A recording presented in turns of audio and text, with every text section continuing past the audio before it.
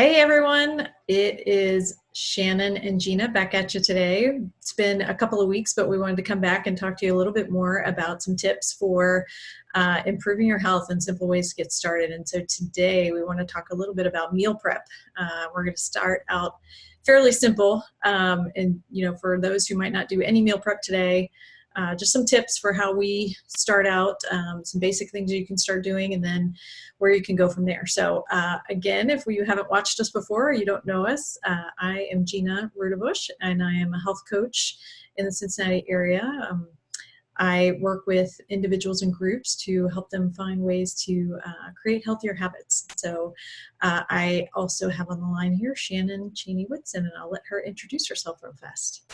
Hello, I'm Shannon, and I'm a personal trainer and coach, and I work with individuals as well as groups, just like Gina, for more personal training, lifting, Pilates, those kind of fun things, and we also work on nutrition.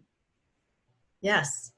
And Shannon is the one who regularly kicks my butt and creates training plan for me. So you see all the fantastic medals that she has behind her. She's got the credentials to go behind the butt kickings that she gives.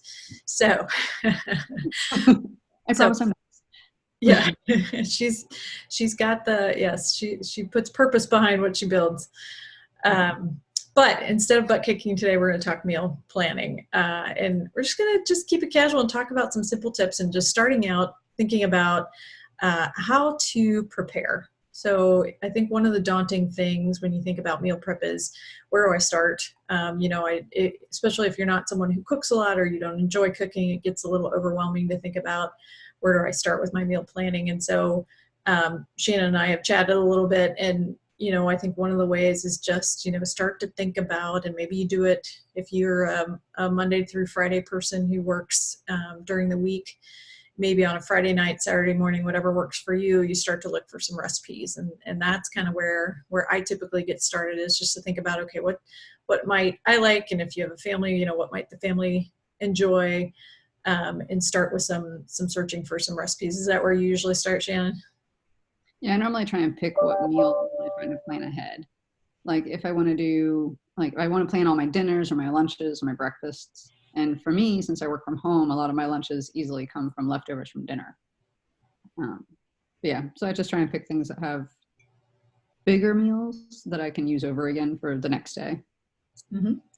It's a good point, because like I mentioned, I think one of the things that people struggle with is that it can be overwhelming to think about planning 7 days worth of meals, 3 meals a day. And maybe that's not where you want to start. I don't do that. That's not part of what I do. I do find that a little bit overwhelming, but you can, find some stuff that's multi-purpose. You can find some stuff that's just super easy. For example, for breakfast, when I went into an office every day, my breakfast was a smoothie, and I could, incorporate in that some greens. I would incorporate some frozen fruit, some protein powder, a little bit of everything to get something nutritious in the body. So it's not something I had to prep for. I just had to make sure I had the ingredients for that. So yeah, I agree with you, deciding kind of which meals you want to have a plan for, and then kind of start thinking about the types of foods that you might want to try. And I think one of those, so if you think about lunches, if you are someone that goes into an office every day, lunches can be, a lot of people have stuff where they work or they are used to going out, but lunch can be a great way to just start to make those changes in your habits and to eat a little bit healthier. You can prepare a lunch that you can take with you. If you hear that noise in the background, that's my dog, who apparently has a little fur ball in his throat right now. So there's real life happening for you as we record this little episode. I think he's good now. He's back to just kind of laying down. But yeah, so lunch, one of the things that I do a lot for lunch is just a giant salad, even in the winter. I don't know what kinds of things you do, Shannon, but for me, that's easy because I can, if I want to prep it in advance, you can kind of prep it in a jar, or just cut up a bunch of veggies that you might put on a salad and have a protein that you like that you can put on there. I just bought some canned salmon that I like to put on my salads too. And that's an easy thing that you can pull out and use. What do you usually do? When it's cold like this, I like to make soups, like soups, chilies, that kind of stuff. Because then if I make 1 or 2 of those things, normally it's just red night eating. And so one of those normally feeds 6. So if I just make chili one night and then it's like, okay, well, it's Monday, I'll eat chili tonight and then I'll eat that again on Wednesday. Or like I said, I'll be my lunch the next couple of days and then I'll make a different stew or something. And then we can kind of alternate that in and out. Yeah, that's a great idea. Soup is perfect this time of year too, and easy to prepare in advance. Yeah, and crock pot. They can burn Yeah, it, crock pot. forget about it, and just move on. That's right. So many people are using an instant pot now, and I haven't tried that yet, but I've heard good reviews on the instant pot as well. Yeah, I have an instant pot. I do like it. Yeah. Makes it a lot easier because you just kind of press the couple buttons and you move on. It doesn't take 6 hours. Good. Yeah, so lunch I think can be easier. So I think you can do salads, you can do soups, and sometimes it can be just leftovers from dinner. So that's another thing you mentioned early on, is just planning so that you do make extra from dinner that you can take for lunch the next day. And even if it's a variation of what you made for dinner, sometimes if I have a leftover of the side that I made for dinner, I'll take that side and sometimes I'll put what that was on top of a salad. So if I made some sort of like grain vegetable dish as a side, I'll top, some greens with that for lunch the next day and put a little dressing on it. So there's ways to kind of reuse and get creative with some of that stuff. But when you search for dinner things, or ideas for the meals throughout the week, where do you usually go to try to find your recipes, and what do you search on?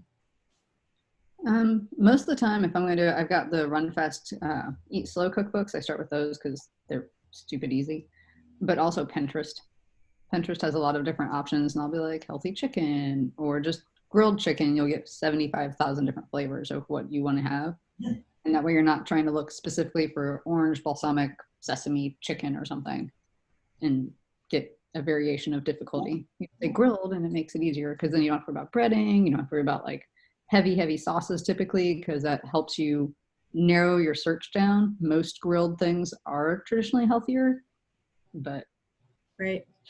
Yeah, I think those are my common sources for recipes too. So we've talked about our cookbooks before, and those are both of those cookbooks, the Run Fast, Cook Slow, and the her second one I also love. So it's Shalane Flanagan. If you guys don't know that cookbook, she's an elite marathon runner who actually just retired, I think, from running. But she and her former college roommate, who is a nutritionist, wrote these cookbooks, and they just have great, you don't have to be an athlete to use the recipes. The recipes are good for anything and very clean recipes. But I use Pinterest a lot too. I think it's just an easy place to type in some keywords and get some recipes that sound good. So if there's a type of food that you're interested in making, that's a good search. If there is just even if you want to find healthy meals, just try to play around with different keywords that you can type in to find that, like clean eating, or even if that you don't have to be following a specific diet, but sometimes if you just search on Whole30 or one of those types of things, you can get some meals that have some pretty clean recipes as well that way. Yeah, and just using those keywords like you were saying, like sometimes when you get like the healthy things, like you get a wide variety, but you can use the word healthy or light or whole, clean, those kind of things, any easy words, because it'll help eliminate any of the extra things. And then you could say like easy into it. So that way you're like, I don't want to have something that's going to take me 6 hours and 75 pots. And then that way you don't have as much cleanup too. Because that's sometimes daunting. Like if I have to cook, then I have to clean. Yes. And I don't have time to do both, like pick one. So if you do the easy part, sometimes I feel like that helps eliminate some of the other time commitment that goes into your meal planning. Because then you're like, okay, I have time to shop, chop, cook, and then clean. Yes. Yeah. Trying to narrow it down a little bit really helps.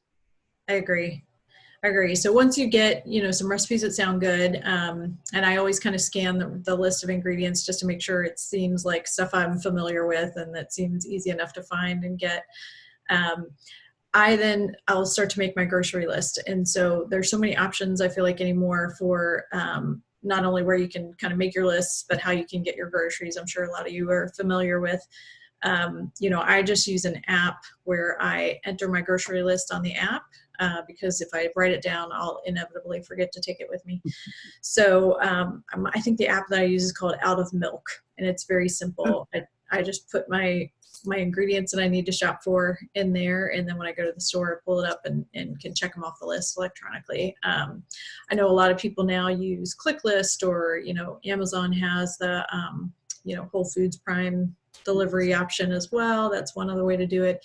Even Costco delivers some things now. It's not necessarily a lot of the fresh stuff, but some of your staples you can get delivered as well. So if you're too busy to get to the store as often as you like, I know a lot of people who had good success in just kind of entering their grocery list and either picking it up or having delivered through one of those services. Yeah, something that Red and I do is since our schedules a lot of times go backwards of each other. Bye, Connie. Is we have an Amazon Alexa that has a cool little app with it, and so you can make a list and then you can check off what you're done. So we can both access it. So like if I tell Red, hey, I'm going to make the grocery list, he can be like, cool, and take 5 minutes and add a couple of things that he wants. And then I don't be like, did you do it? Did you add it to it? And when the groceries come, he's not like, well, I wanted blah, blah, blah, blah, blah. And so that way we can both add to it without having to be like, well, I wrote it down and you didn't have a chance to write to it. Yeah, that's a great idea. The shared lists are very easy.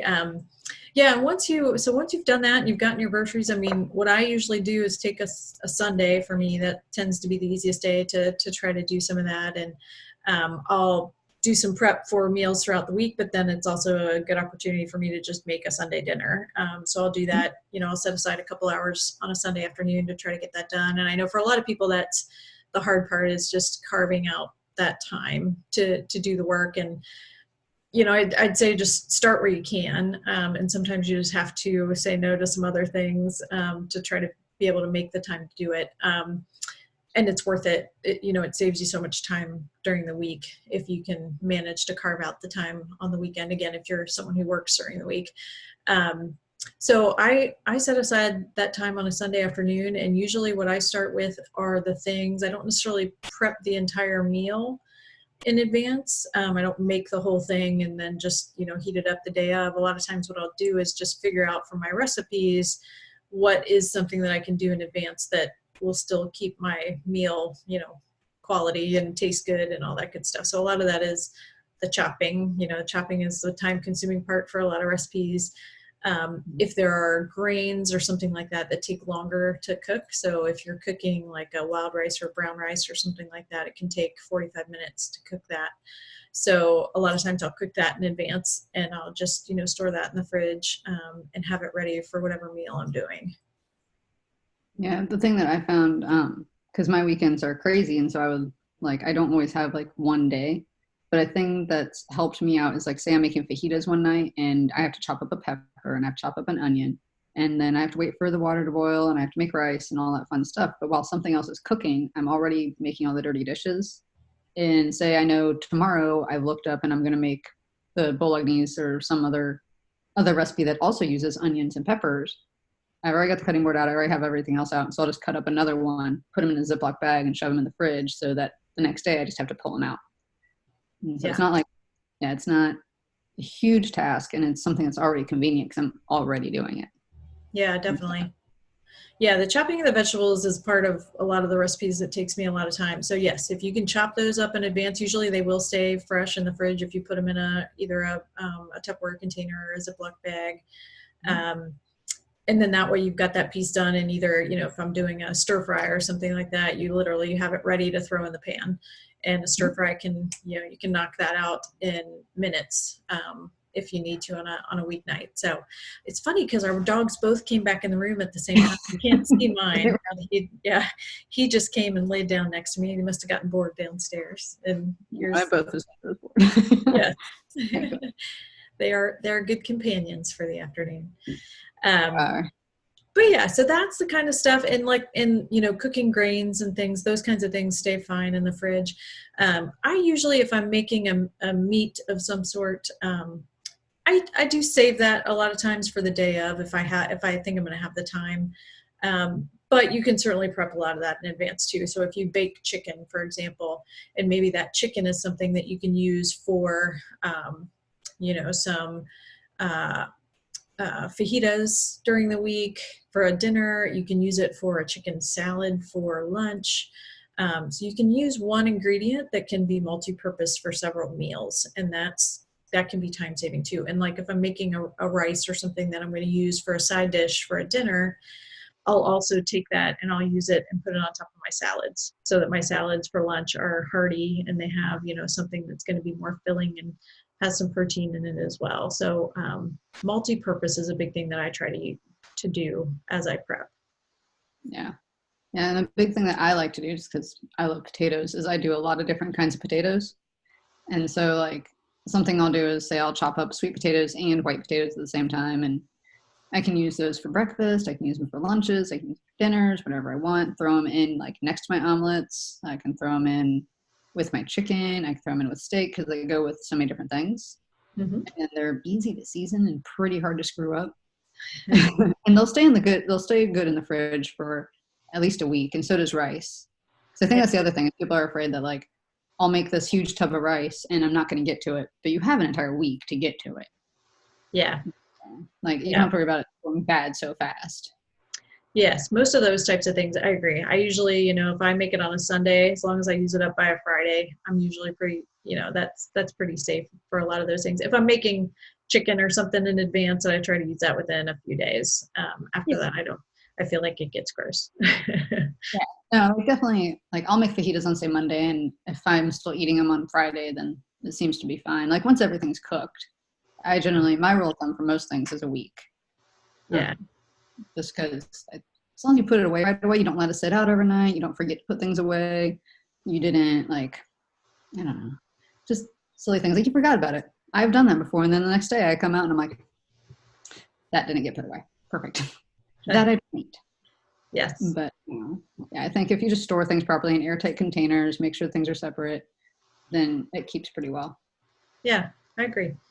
And I would say one other thing is, think about snack options too while you're prepping. So while you're chopping veggies, get out some carrots, peppers, celery, and you can use that as a snack with hummus through the week so that you have that already prepared. And a lot of times if I've chopped it up and I have it available, I feel guilty if I don't if I don't eat it. So that's incentive for me to grab that instead of something that's not as good for me. Hard boil some eggs. That's something I do every so often on a weekend too, because then you can use that. I use that on my salads. You can use that for an egg salad sandwich. There are a lot of things you can eat it for breakfast in the morning. So a lot of things you can do if you like eggs. You can just hard boil some and have those available to you too. And that's something that Instant Pot's really good at, because that's when, like, sometimes when you hard boil an egg, it takes forever to get all the little pieces off. But for some reason, the way the Instant Pot works, like, you'll roll it around and crush it up a little bit, and then it just slides off. The shell just comes right off.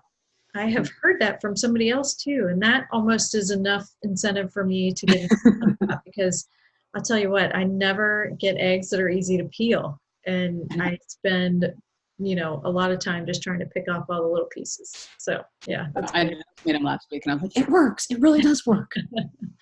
I like it. So much easier. I'm like, oh, maybe I'll make more eggs. I like it.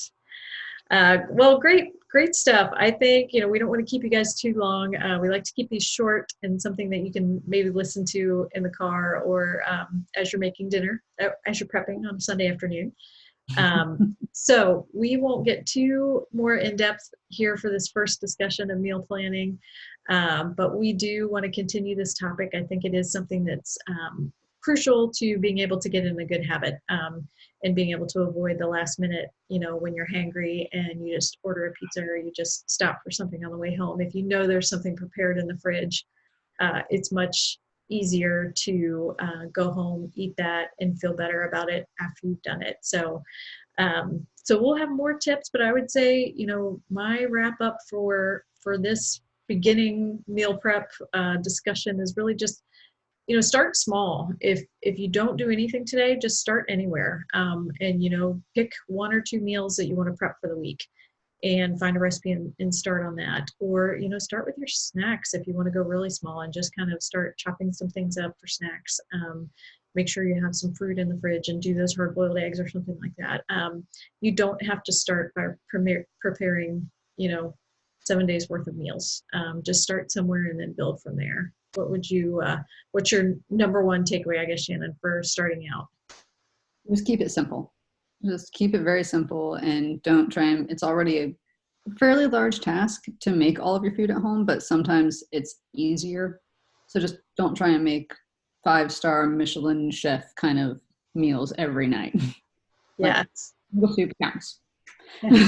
Yes, you can build up to the professional chef level, but start somewhere and build from there. And especially, with kids, it's hard enough to just, find something that everybody will eat and, that you can kind of make some people happy with and still be able to get some decent, healthy food on the table. So I agree, start simple.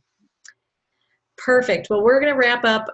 We will be doing more of these, and just if you subscribe, we send these links out through YouTube, and you might be watching through YouTube right now. So if you subscribe to either one of our YouTube channels, you can get notified of our next episodes, and we'll keep you aware through social media and through our distribution letters too. So thanks for listening in, and we'll be coming back at you soon. That's great.